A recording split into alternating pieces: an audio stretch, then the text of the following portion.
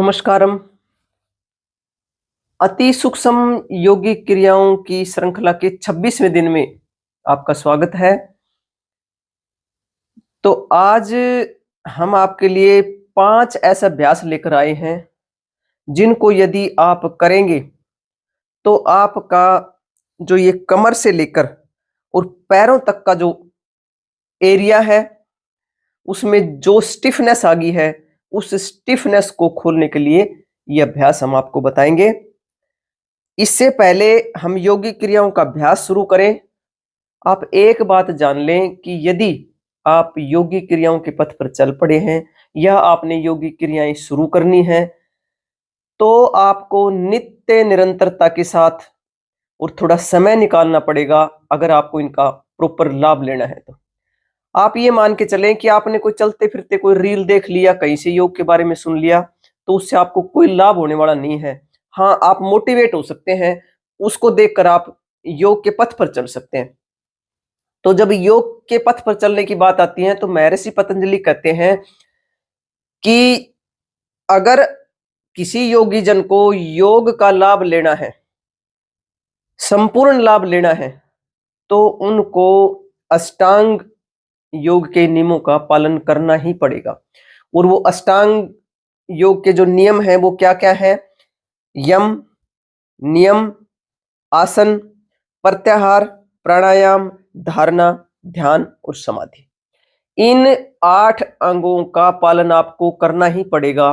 और महर्षि पतंजलि आगे बताते हैं कि यदि आपको योग के पथ पर चलकर उसका संपूर्ण लाभ लेना है तो आपको इन अष्टांग योग है इनका पालन करना ही पड़ेगा। यह अष्टांग योग केवल योगियों के लिए ही नहीं अपितु जो भी व्यक्ति जीवन में स्वयं पूर्ण सुखी होना चाहता है तथा प्राणी मात्र को सुखी देखना चाहता है, उन सब के लिए अष्टांग योग का पालन अनिवार्य बताया गया है।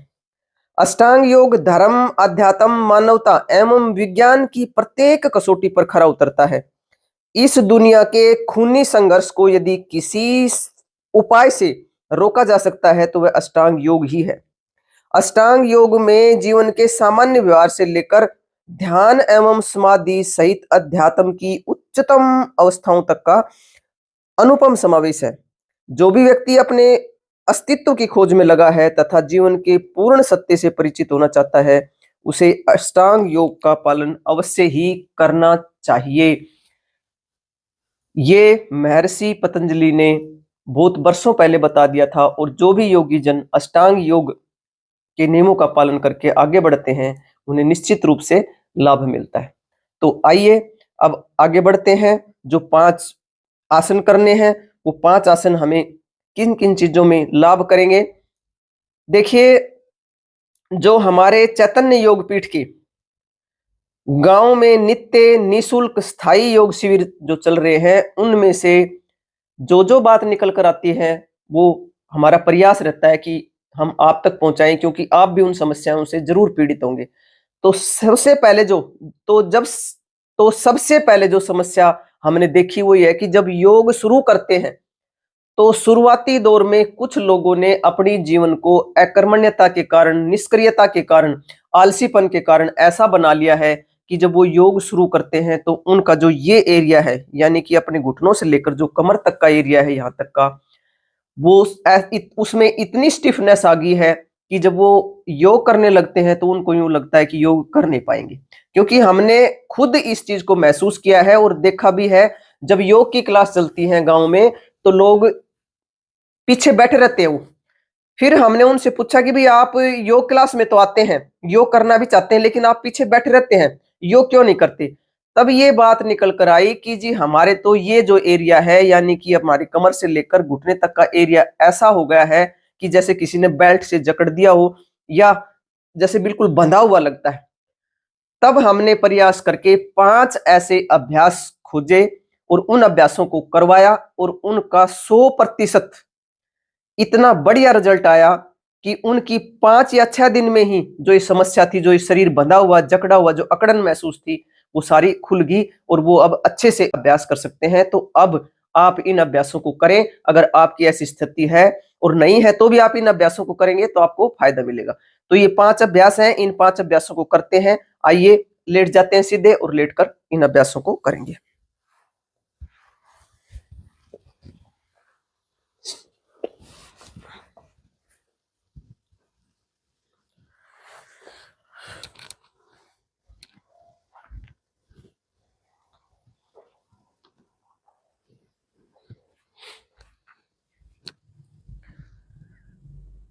जो सबसे पहले किए जाने वाला अभ्यास है वो है आप अपनी टांग को उठाएंगे धीरे सी और अपने घुटने के पास रख लेंगे। अगर आप यहां रख सकते हैं तो यहां रख लें, अगर यहां भी आपका नहीं पहुंच रहा है तो आप यहां रख लें। उसके बाद 1 दिन, 2 दिन, 3 दिन, फिर आपका जहां तक पहुंचता है उसको पहुंचाएं। अगर आपकी प्रैक्टिस अच्छी है तो आप इस पैर को यहां तक भी ला सकते हैं। ये हम इसलिए बता रहे हैं कि आप पैर को यहां तक आप अपने पैर को ला सकते हैं। ऐसे करने के बाद में आपको आराम से सामान्य श्वास लेनी है। सामान्य श्वास लेके आप अपने पैर को नीचे की तरफ, जमीन की तरफ खींचने का प्रयास करेंगे। ऐसे ये जितना आराम से आपका जाता हो उतना आराम से लेके जाएंगे। 2 दिन में, 4 दिन में, 5 दिन में आपका धीरे धीरे धीरे नीचे जाने लगेगा और फिर लेटे लेटे आप धीरे धीरे इसको ऐसे मूव कर लेंगे। धीरे धीरे मूवमेंट करेंगे इसकी। जब इस भांति आप इसकी मूवमेंट करेंगे तो जो आपका ये जकड़ा हुआ एरिया है, जो आपका लिम्फेटिक सिस्टम है, वो आराम से काम करने लगेगा। पेल्विक मसल्स खुल जाएंगी आपकी।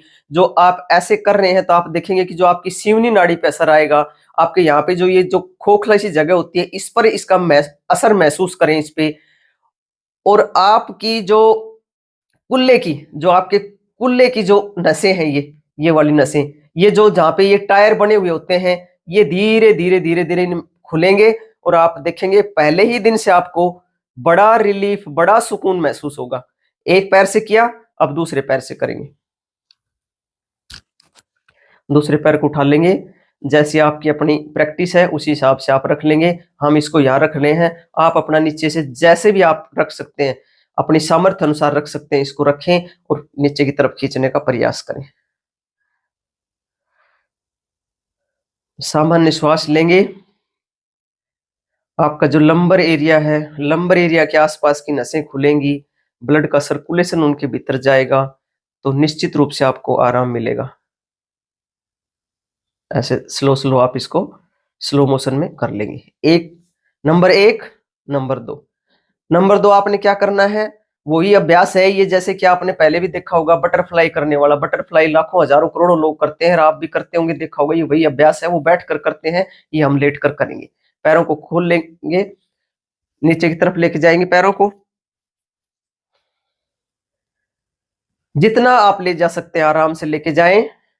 आप शुरुआती दौर पे यहां रख सकते हैं, यहां ला सकते हैं। अगर अच्छी प्रैक्टिस है तो आप इसको अंदर की तरफ भी ला सकते हैं। अगर आपको कमर में इस एरिया में कोई दिक्कत महसूस हो रही है तो आप अपने हाथों को कमर के नीचे रख सकते हैं। ये सामान्य श्वास लेंगे और पैरों को नीचे की तरफ ले जाने का प्रयास करेंगे और धीरे धीरे फिर इसको स्लोली स्लोली आप हिला भी लेंगे। ऐसे आप इसको 1 से 1.5 मिनट तक कर सकते हैं, 2 मिनट तक कर सकते हैं।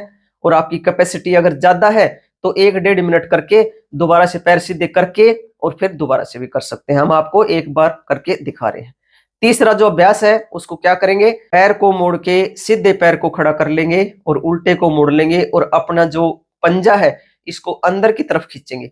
आप देखेंगे जब आप अपना पंजा अंदर की तरफ खींचेंगे तो ब्लड का जो फ्लो है वो नीचे से, यानी कि नीचे, मेरा कहने का मतलब है आपके पैर से शुरू होकर वो उल्टी तरफ बहने लगेगा। और जब ब्लड का फ्लो उल्टी तरफ बहने लगेगा तो ब्लड का सर्कुलेशन इस एरिया में बहुत ज्यादा काम करने लगेगा। ये दिक्कतें होती क्यों है, ये दिक्कतें बस सिर्फ और वात की वजह से और आपके ब्लड का सर्कुलेशन जो रुक जाता है उसी की वजह से ही तो सारी दिक्कत होती है। जो हम बैठे बैठे रहते हैं, बैठे बैठे ही सब कुछ करते रहते हैं, अपने जीवन को बिल्कुल निष्क्रिय बना लिया है, इसी वजह से तो सारी दिक्कतें आती हैं। तो जब ब्लड का फ्लो तेजी से ऊपर की तरफ आने लगेगा तो निश्चित रूप से आपका ये एरिया जो बंद हो गया है ये खुल जाएगा। ये और आपके घुटने में जो मीठा मीठा दर्द होता है, जो भीतर की तरफ आप महसूस करते हैं कि अंदर की तरफ जरा दर्द होने लग रहा है, उस दर्द में भी आप देखेंगे पहले दिन से ही आपको आराम मिलना शुरू हो जाएगा।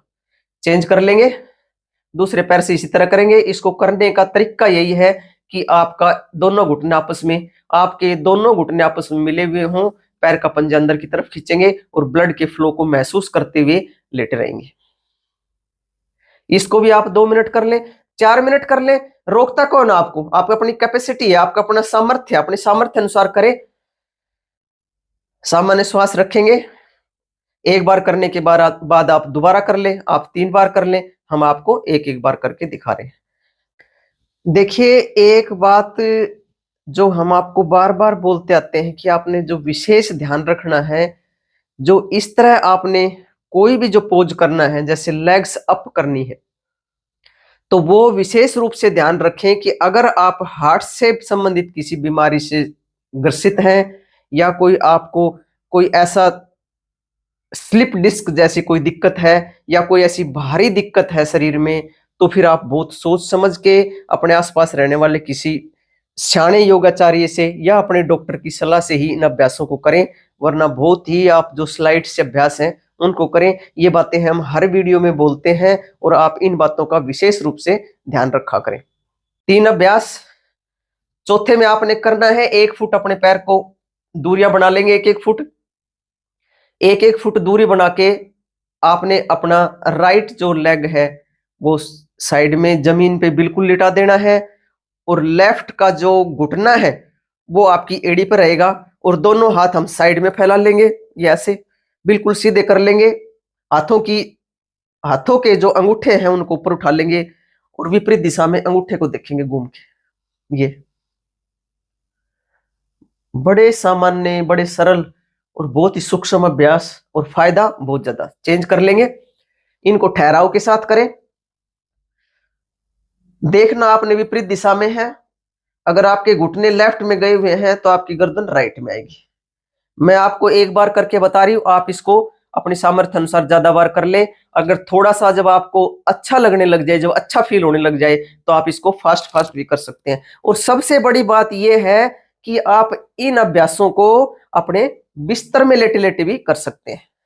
इसके बाद में 5वां, अब की बार पैर खुले हुए थे, अब पैरों को मिला के रखेंगे। ये देखें, पैरों को मिला लें और उसी बांध साइड में हाथ फैला लेंगे और एड़ी, पंजे, घुटने सभी बिल्कुल आपस में सटे हुए होंगे, मिले हुए रहेंगे और हमें लेफ्ट साइड में जाना है। जब लेफ्ट साइड में जाएंगे तो गर्दन नेचुरली विपरीत दिशा में आएगी।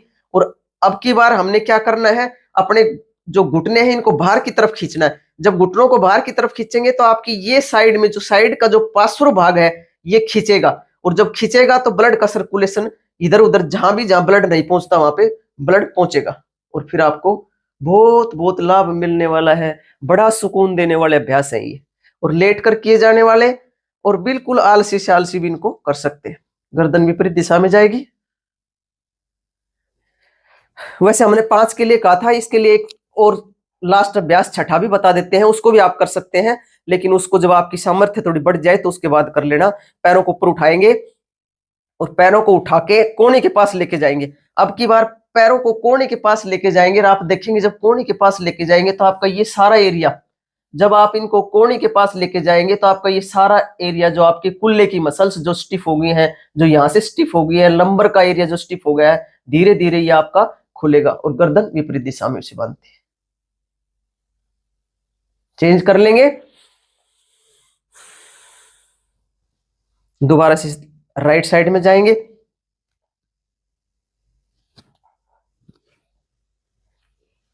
गर्दन विपरीत दिशा में रहेगी, एड़ी, पंजे, घुटने सभी मिले हुए होंगे। ध्यान रहे कि आपके जो घुटने हैं ये कोने के पास जाएंगे, कोने घुटने के पास नहीं आएंगे। रिलैक्स, लंबे गहरे श्वास। जब भी आप योगिक क्रियाओं का अभ्यास करते हैं तो एक बात ध्यान रखें कि उनको महसूस करते हुए करें, उनको फील करते हुए, सांसों की रिदम के साथ करें। आप कहाँ पे सांस छोड़नी है, कहाँ पे श्वास भरनी है, कहाँ स्लो सांस लेनी है, कहाँ तेज सांस लेनी है, इन चीजों को आप ध्यान में रखकर यदि आप योगिक क्रियाओं का अभ्यास करेंगे तो निश्चित रूप से आपको फायदा मिलेगा। आप योगिक क्रियाओं को एक एफडी मान के चलें और ये एफडी आप थोड़ी थोड़ी रोज करते जाएं। अब हम दाईं बाईं करवट लेके उठ जाएंगे।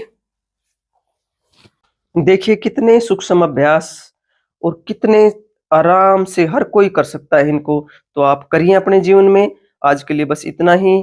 आप सभी के लिए बहुत प्रार्थना, आप सभी का आनंदमय मंगल हो, आप सभी की स्वास्थ्य मुक्ति हो, हम सभी और हमारी आने वाली संतानें स्वस्थ रह सके, शुद्ध प्राणवायु में सांस ले सके, इसी बात के लिए हम निरंतरता के साथ प्रयासरत हैं और जब तक इस धरती पर रहेंगे इन पुण्य कार्यों के लिए आपसे मिलते रहेंगे।